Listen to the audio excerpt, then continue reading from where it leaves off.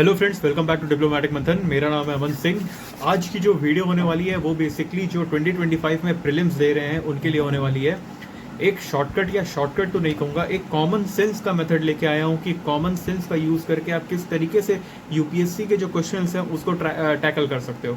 तो कुछ क्वेश्चंस आपको अभी स्क्रीन पे दिख रहे होंगे, ये बेसिकली आपकी यूपीएससी 2023 का पेपर है। इसी को सबसे टफेस्ट माना जाता है ना, इसी के ऊपर सारा बवाल हुआ था। इसी को आज हम लोग सॉल्व करेंगे कॉमन सेंस से। कितनी कट ऑफ गई थी? 75। यस, 75 अगर आपके नंबर थे तो आप उसमें क्वालिफाइड कर रहे थे, प्रीलिम्स के लिए क्वालिफाई कर रहे थे, राइट। तो आज हम लोग इसी के बारे में बात करेंगे। कुछ क्वेश्चंस लेके आया हूँ आपके लगभग अराउंड 10 to 12 मार्क्स। अगर आपने ये क्वेश्चन सॉल्व कर लिए तो इस तरीके से, अगर आपने सॉल्व कर लिए तो आप इस बार भी कुछ इस तरीके से टैकल कर सकते हो। देखो, ज़रूरी नहीं है कि सारी चीज़ें पता हो तुम्हें, राइट। तो इसमें हम लोग को कुछ कॉमन सेंस का यूज़ करना है और वो कॉमन सेंस आपको यूपीएससी खुद देता है। वो खुद आपको बताता है कि भाई देखिए किस तरीके से आप टैकल करिए क्वेश्चन को कि आपकी सारी चीज़ें जो हैं वो समझ में आ जाएं आपको।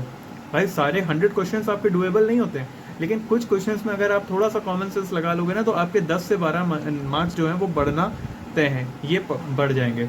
और ये जो 10 से 12 मार्क्स होते हैं ना, ये बहुत ही क्रूशल होते हैं आपके लिए, सिलेक्शन के लिए आपके बहुत ही ज़्यादा इंपॉर्टेंट होते हैं। तो आइए बात करते हैं, बट उससे पहले अगर आपने हमारा चैनल अभी तक सब्सक्राइब नहीं किया तो जल्दी से उसको सब्सक्राइब कर लीजिए, सो दैट आपको हमारे चैनल के अपडेट जो है वो टाइम टू टाइम मिलते रहें। 1-2 दिन का और समय दे दो, डिलीवरी होने वाली है माइक की, और वो ये प्रॉब्लम जो है ये हट जाएगी। यार मुझे पता है थोड़ा सा तो वो बैकग्राउंड वाली वॉइस आ रही होगी, वो हवा वाली, राइट। तो थोड़ा सा, क्योंकि जस्ट इसके पीछे ही एसी है तो वो थोड़ा सा वॉइस आ रही होगी, and I am really sorry for that. कुछ बस 2 से 3 दिन का मैक्सिमम टाइम लगने वाला है, वो मैंने ऑर्डर पहले ही कर दिया था। So let's get back to our topic. हम लोग ने ये 2023 यूपीएससी 2023 का है, और ये जो सेट है ना, ये सेट आपका सेट ए है, सेट ए। तो हम लोग इसके बारे में बात करने वाले हैं। आइए स्टार्ट करते हैं कि कॉमन सेंस से। देखो, इस क्वेश्चन पेपर को अभी तक मैंने सॉल्व नहीं किया है, ट्राई करेंगे कि प्रॉपरली इसको सॉल्व करें। और यही एक ऐसा पेपर था जो मेरा वो हुआ था, तो इसी पेपर पे सबसे ज़्यादा बवाल मचा था। इस वजह से मैंने ये 2023 का पेपर उठाया, क्योंकि यही आपको सबसे ज़्यादा टफ लगता है कि यार ये नहीं होगा, राइट। तो इसी के ऊपर हम लोग बात करते हैं, देखते हैं कि कैसा पेपर आता है। तो अगर कॉमन सेंस का यूज़ करके कुछ हम लोग टैकल कर रहे हैं वो आज होने वाला है, तो आप इस पर बने रहिएगा। पहला क्वेश्चन है, हमने पहला क्वेश्चन लिया 21। देखो, सारे एक जैसे क्वेश्चन मैंने एक साथ लिए, ठीक है। तो ये कुछ 8 से 10 क्वेश्चन होंगे शायद, उसको मैं करूँगा। फिर ऐसे नेक्स्ट डे वीडियोस मैं अपलोड करता रहूँगा। मैं अराउंड आपको ये पूरा पेपर सॉल्व करके दिखाऊंगा, पूरा तो नहीं, बट हाँ मैं आपको इतने क्वेश्चन ज़रूर दे दूंगा जिससे आपके अराउंड 20 to 25 क्वेश्चन मार्क्स जो हों वो बढ़ जाएँ, ठीक है। तो हम लोग इसके ऊपर बात करने वाले हैं। तो फर्स्ट क्वेश्चन जो है वो हमारा है, consider the following statements. Statement देख लेते हैं। इंटरेस्ट इनकम, भैया इंटरेस्ट इनकम की बात हो रही, मतलब आपके ब्याज के पैसे की। ब्याज का पैसा जो है फ्रॉम डिपॉजिट, जो डिपॉजिट से आता है, interest income from deposit in infrastructure investment, ये जो आपका इन्वेट्स है इसकी बात हो रही है। Distributed to their investor is exempted from tax. कुछ आपको थोड़ा सा लग नहीं रहा कि ये टैक्स से एग्जेम्प्टेड है? अगर ऐसा होगा तो भाई आपके सारे अंबानी, अडानी, ये सब लोग ये इसी में नहीं इन्वेस्ट करेंगे, राइट। ये इसी में इन्वेस्ट करेंगे। और ये कोई ऐसी स्कीम भी नहीं है जैसे वो सुकन्या स्कीम आती है जो आपके, है ना, उस टाइप की कोई स्कीम भी नहीं है। तो ये कहीं ना कहीं स्टेटमेंट हमको गलत दिख रहा है, राइट। तो ये हमें प्रॉपरली दिख रहा है कि ये तो गलत हो गया। तो जैसे ही आपका फर्स्ट स्टेटमेंट गलत हुआ है तो आप देख सकते हो आपका आंसर यहीं से आ गया। लेकिन चलो दूसरा स्टेटमेंट भी पढ़ लेते हैं एक बार। आंसर आपका यहीं से आ गया है, लेकिन मैं दूसरा स्टेटमेंट फिर भी पढ़ लेता हूँ, क्योंकि देखो एक में बोथ है, बोथ तो नहीं, क्योंकि ये स्टेटमेंट हमको बहुत गलत लग रहा है। क्योंकि भाई ये पर्टिकुलरली बात कर रहा है, ये एग्जेम्प्टेड है टैक्स से एग्जेम्प्टेड कैसे हो सकता है, राइट। कुछ ऐसी स्कीम भी नहीं है जैसे सुकन्या समृद्धि टाइप की स्कीम, वो भी नहीं है। दूसरा स्टेटमेंट जो है, तो invites are recognised as borrowers under the this and, ये हमें पढ़ना है। ये हो सकता है बिल्कुल सही हो, लेकिन हमने जैसे ही देखा पहला गलत है, क्योंकि इसमें नीदर का ऑप्शन ही नहीं है, राइट। तो जैसे ही पहला देखा हमारा आंसर आ गया डी। तो फर्स्ट का आंसर हमारा हो गया डी। कुछ इस प्रकार से आपने कॉमन सेंस का यूज करके, भाई कि जाहिर सी बात है ना कि जो टैक्स से एग्जेम्प्टेड नहीं होगा तभी, नहीं तो सारे बड़े जो प्लेयर्स हैं वो किस में इन्वेस्ट करने लगेंगे, इसी में तो इन्वेस्ट करेंगे। क्यों फिर अपना वो टैक्स बचा लेंगे। आइए नेक्स्ट क्वेश्चन देखते हैं। नेक्स्ट क्वेश्चन हमने लिया है 87।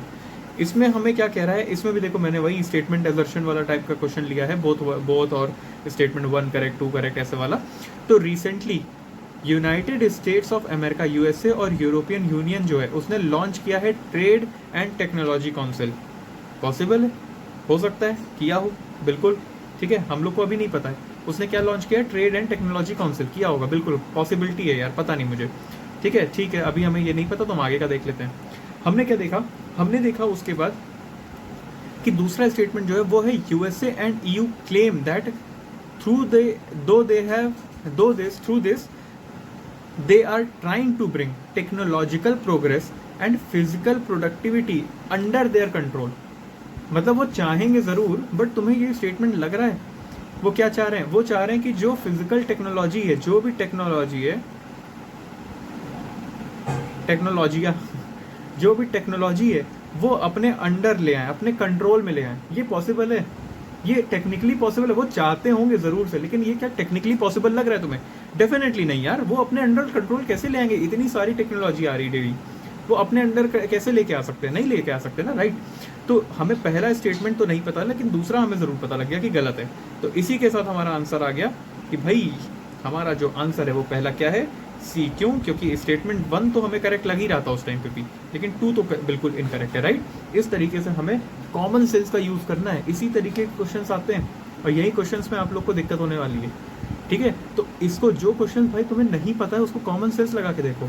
कभी उसका हिंदी वाला पार्ट देखो कि हिंदी में क्या है। जैसे अभी मैं देखो आगे लगाता हूँ तुमको। अब ये क्वेश्चन देखिए आप, इस क्वेश्चन में लिखा है कंसिडर द फॉलोइंग स्टेटमेंट्स।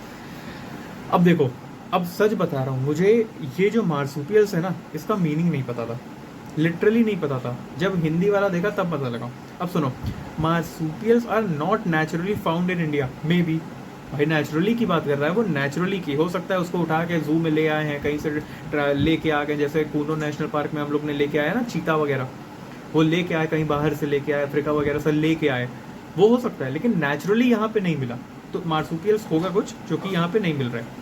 दूसरा स्टेटमेंट क्या कहता है, पॉसिबिलिटी है इसकी, मतलब इसकी पॉसिबिलिटी है कि ये सही हो सकता है, सही बोल रहा है। इसमें कुछ ज़्यादा ऐसा, यूपीएससी की फितरत की बात कर रहा हूँ मैं पर्टिकुलर, ऐसा कुछ नहीं बताया जैसे लग रहा है कि ओ माय गॉड ये क्या लिख दिया इसने, राइट। तो उसमें पॉसिबिलिटी है कि ये चीज़ें हो सकती हैं, ठीक है।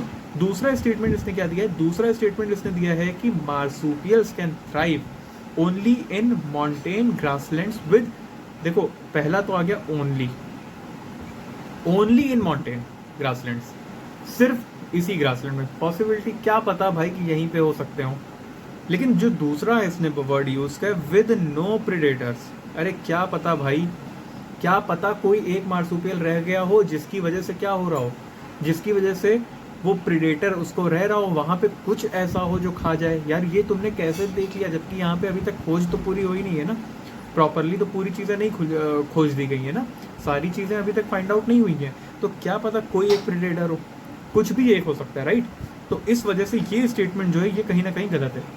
अब आ जाओ, अगर मैं इसका देखो, अब अभी चलो ये तो तुम्हारा गलत हो गया, ये तो कहीं ना कहीं कॉमन सेंस से पता लगा। देखो 50-50% चांस है, छोड़ दोगे तो 0, 50-50 में कॉमन सेंस की बात कर रहा हूँ। ये सॉल्वेबल है, ये बिल्कुल सॉल्वेबल है ये क्वेश्चन, इसलिए मैंने इनको उठाया, इसीलिए जंपिंग जपा के जंपक हुआ इसमें तो ये चीज़ें आई हैं। अब देखो इसमें जो फर्स्ट था, marsupials are not naturally found in India, तो इसका जरा हिंदी अनुवाद देखो क्या है, शिशुधानी स्तनी। अब ये क्या होता है, शिशु को धारण करने वाली जो पॉकेट होती है ना आगे, ये जैसे ही मैंने बोला किसकी याद आई, अबे शिशु को जो आगे रखते हैं अपने बच्चे को, बच्चेदानी जो यहाँ पे आगे उसका पॉकेट होता है, शिशु को धारण करने वाली जो वो होती है पॉकेट, किसका याद आया, कंगारू का याद आया ना, तो वो नेचुरली इंडिया का है।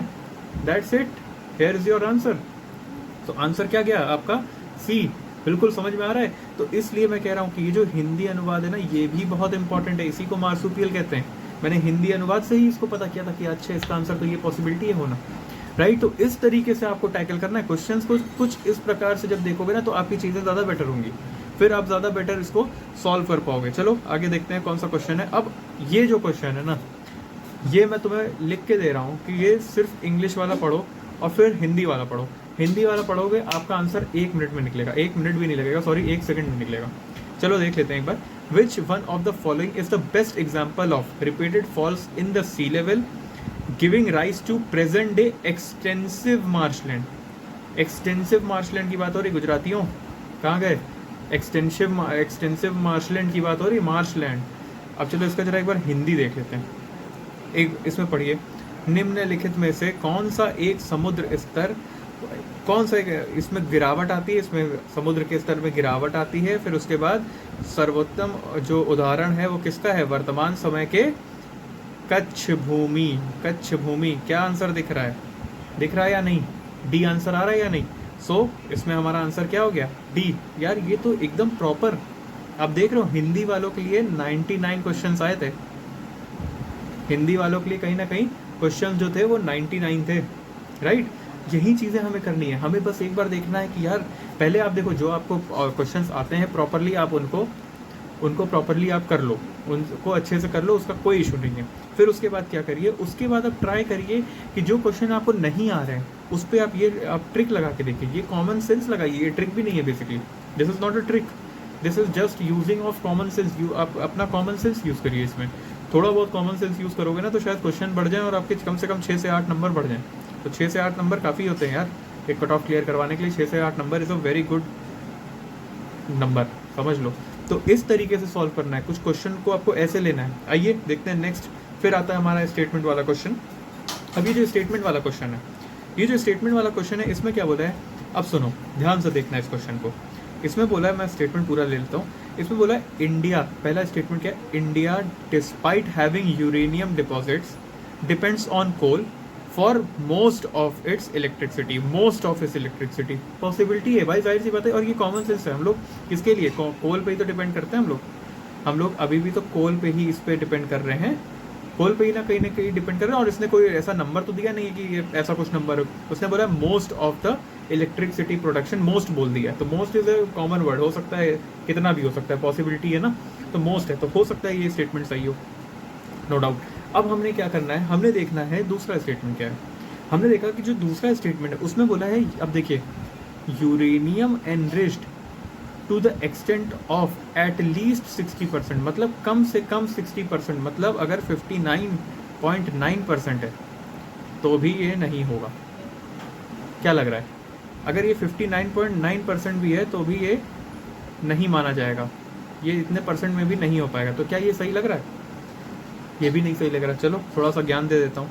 होता क्या है ना कि देखो एक जनरेटर होता है और इसमें लगी होती है एक शाफ्ट, ये जनरेटर है, ये शाफ्ट, और ये जो शाफ्ट होता है ना ये आपका वो होता है, कनेक्टेड होता है किससे, एक टरबाइन से,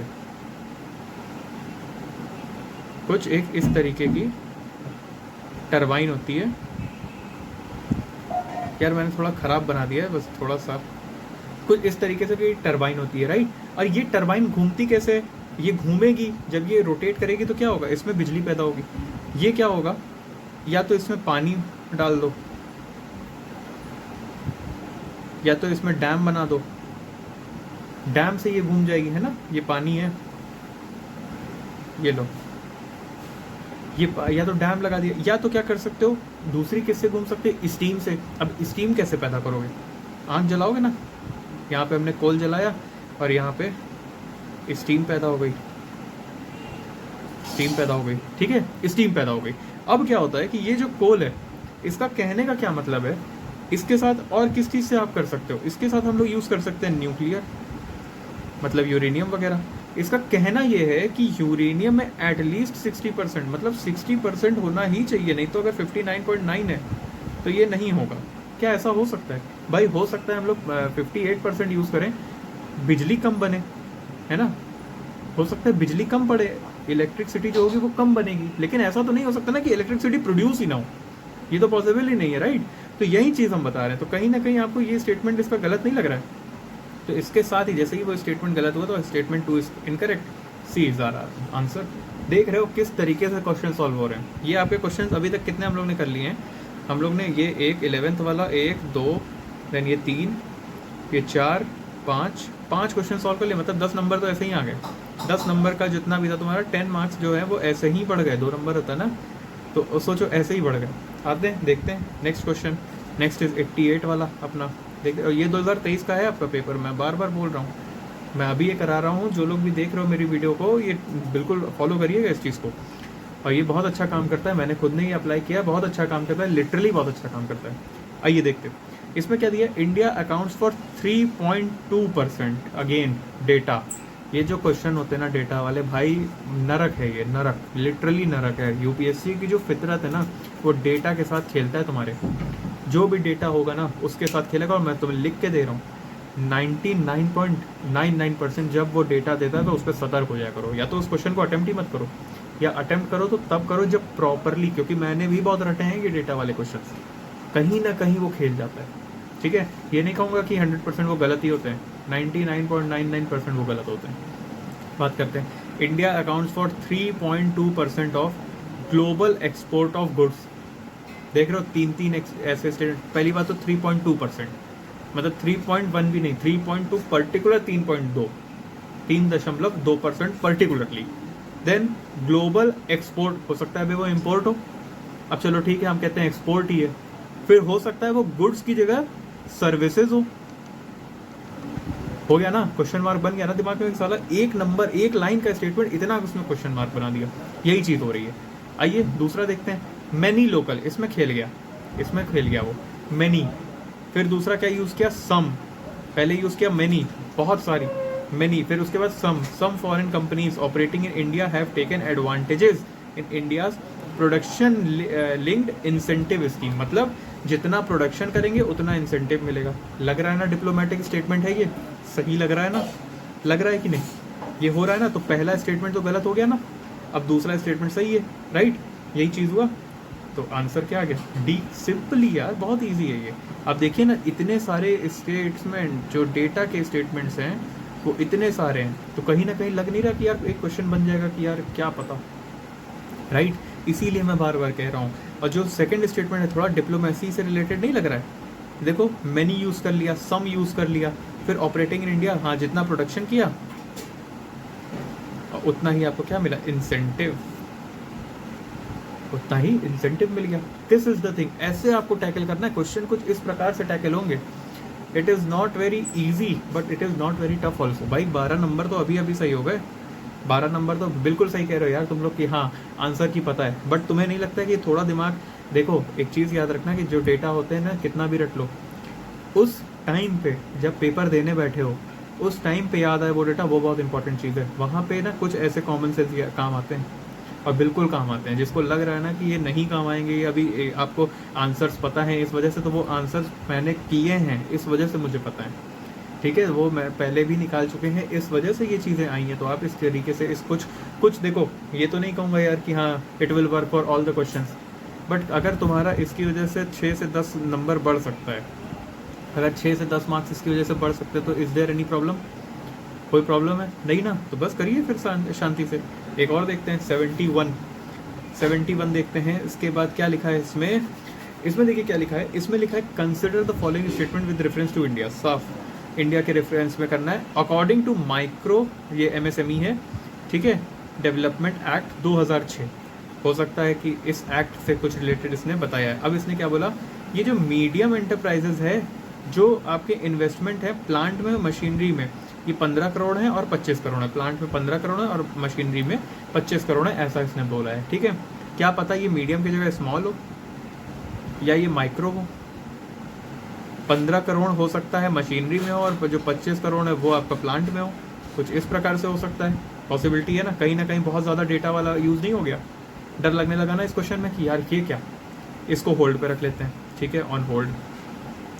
सेकेंड देखते हैं, all bank loans to micro, medium और ये सारे बैंक लोन जो वो हैं एमएसएमई वाले, वो क्वालिफाई करते हैं प्रायोरिटी सेक्टर में। प्रायोरिटी सेक्टर में क्या क्या आता है, जैसे विमेंस, रिन्यूएबल एनर्जी, है ना, ये सब। तो क्या गलत बोल रहा है वो, देखो ऑल है, लेकिन फिर भी उसने एक चीज़ देखो ना, एमएसएमई के अंडर उसने डाल दिया, ऑल एमएसएमई के अंडर वाले। प्रायोरिटी सेक्टर लेंडिंग जो होती है, प्रायोरिटी सेक्टर होता है, उसके लिए बने रहते हैं, बिल्कुल बने रहते हैं यार। देखो मुद्रा लोन मिल रहा है कि नहीं मिल रहा है उसके ऊपर बात नहीं कर रहा हूँ मैं, लेकिन देखो फिर भी प्रायोरिटी सेक्टर के लिए सोचा जा रहा है ना, यही तो है। तो ये स्टेटमेंट कहीं ना कहीं करेक्ट नहीं हो गया ना करेक्ट। तो इसी से हमें पता लग गया कि ये जो है इसका आंसर हो गया ओनली बी, समझ गए, क्योंकि इसमें इतना डाटा था, इस वजह से ये हमें थोड़ा सा लग रहा था कहीं भी खेल सकता है, यूपीएससी तो खेल ही सकता है। मैंने बोला था ना, डेटा का 99.99% चांस होता है कि वो गलत दे देगा, वो 0.1% तो तुम्हारी किस्मत खराब है। फिर तुम लोग को ये नहीं बोल रहा हूँ कि ऐसे करो, ये नहीं बोल रहा हूँ कि इसी को फॉलो करो, बट ये ज़रूर बोल रहा हूँ कि इसको ज़रा एक बार ट्राई ज़रूर करना, एक बार देखना कि क्या पता ये तुम्हारे लिए बेनिफिट हो जाए, ठीक है। फिर हम आगे बात करते हैं, इसमें हमारे पास 86 नंबर का क्वेश्चन है। अब इसमें देखिए क्या हुआ, इसने स्विट्ज़रलैंड की बात कर दी। भाई स्विट्ज़रलैंड, ये तो भाई अपने न्यू कपल्स का एक डेस्टिनेशन होता है, राइट। चलिए अब इसके ऊपर अगर हम बात करें तो इसमें बोला है Switzerland is one of the leading exporter, one of the leading exporter की बात की है इसने, मतलब कि एक ऐसा है, अब ये टॉप 5 में भी हो सकता है, टॉप 10 में भी हो सकता है, क्योंकि वन ऑफ द लीडिंग है ना यार, हो सकता है भाई 200 कंट्रीज है तो वन ऑफ द, क्या दिक्कत है उसमें, हो सकता है, बिल्कुल हो सकता है, पॉसिबिलिटी है, क्लियर है। ये इसने बोल दिया हो सकता है, दिस इज राइट, क्योंकि बड़ा ही प्रॉपर सा स्टेटमेंट है, एकदम डिप्लोमेसी का प्रॉपर यूज किया है उसने, ठीक है, वैसा हो गया। दूसरा उसने बोला स्विट्जरलैंड हैज, देखिए दूसरा statement, Switzerland has the second largest gold reserve in the world, मतलब समझ रहे हो, सेकेंड लार्जेस्ट गोल्ड रिजर्व। अब तो तुम्हें पता लग जाना चाहिए, बट मैं फिर भी तुम्हें एक्सप्लेन कर दे रहा हूँ, कुछ इस प्रकार से है। थोड़ा सॉरी फॉर माई मैप, मैं मैप बना रहा हूँ आप लोग के लिए, कुछ इस प्रकार से था।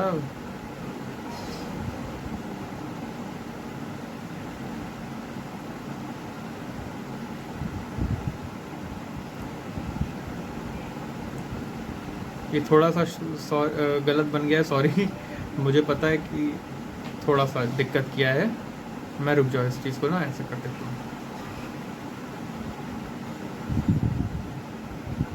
ठीक है, अब सही है।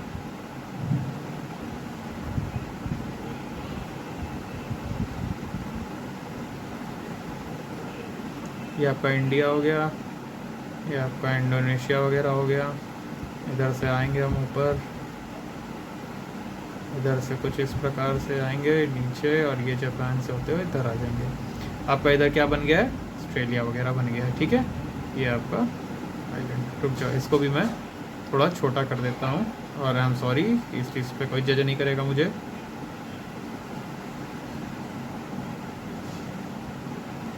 ओहो, ये तो सही नहीं हो रहा है,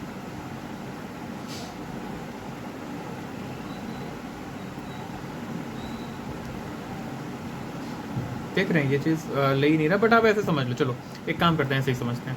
अब देखिए अगर ये मैप है, इसने क्या बोला है, इसने बोला है कि पूरे वर्ल्ड में कुछ एक यहाँ पे एक ऐसी जगह है ना, इत्तू सा देश है, मतलब इतना बड़ा अफ्रीका हो गया, है ना, ये सारी चीज़ हो गई, मतलब यहाँ पे सब आपका सारी चीज़ें यहाँ पे हैं, कुछ इस प्रकार से यहाँ पे एक ऐसी जगह है ना, जिसके ऊपर ये आपका हो गया, ये जगह हो गई, ये सब जगह हो गई, रशिया हो गया इतना, लेकिन आपका एक बिंदु सी जगह, एक छोटे से पॉइंट की जगह है जिसका नाम है स्विट्जरलैंड।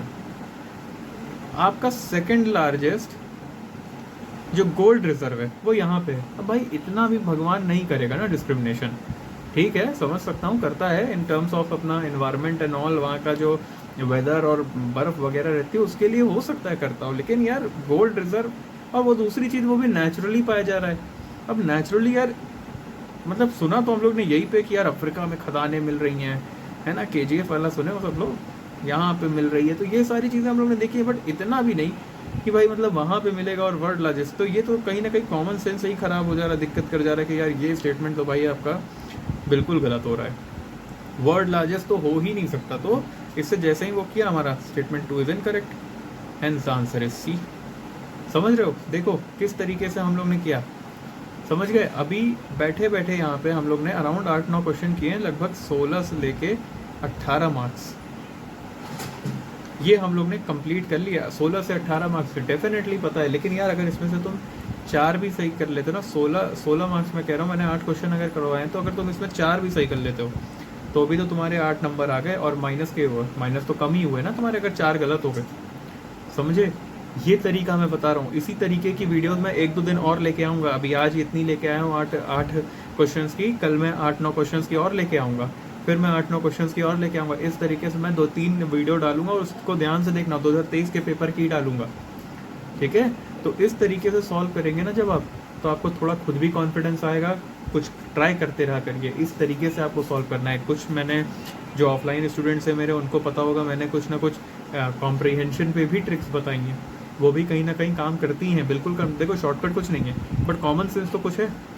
कॉमन सेंस जो होता है ना वो, भाई देखो एक चीज़ समझ लो कि नॉलेज कैन बीट एनीथिंग। अगर आपके पास नॉलेज है तो वो कुछ भी बीट कर सकता है, लेकिन नॉलेज ना अनलिमिटेड है। दिक्कत ये है नॉलेज के साथ, तो कहीं ना कहीं आप हर चीज़ नहीं पढ़ सकते हो, उसको आप जितना पढ़ सकते हो उतना पढ़ो, वो पढ़ो। वो मैं यहाँ पे बता रहा हूँ, जैसे 8 से 10 क्वेश्चन में आपने 16 से 18 नंबर का आपने काम कर दिया यहाँ पे, भाई बहुत होता है 16 से 18। 75 तो गई थी कट ऑफ, जिसके लिए सब लोग इतना रो रहे थे। 75 गई थी कट ऑफ जनरल।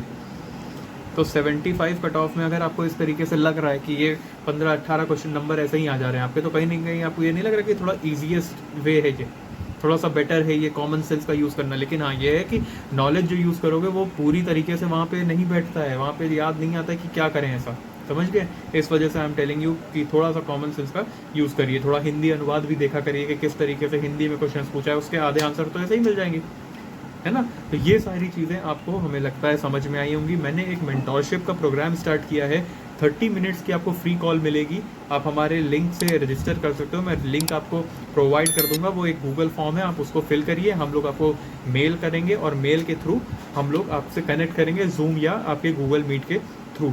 आपको अगर मेंटोरशिप अच्छी लगती है तो आप उसको आगे फर्दर एनरोलमेंट करा सकते हैं, एंड होप आपको ये बहुत ज़्यादा हेल्प करेगा। You will be assigned with a qualified mentor जिन्होंने इंटरव्यूज़ तक गए हैं, इंटरव्यू स्टेज तक गए हैं, वो इंटरव्यू दे के आए हैं। सारे जो मेंटर्स हैं हमारे पास वो सारे के सारे ऐसे ही हैं, राइट।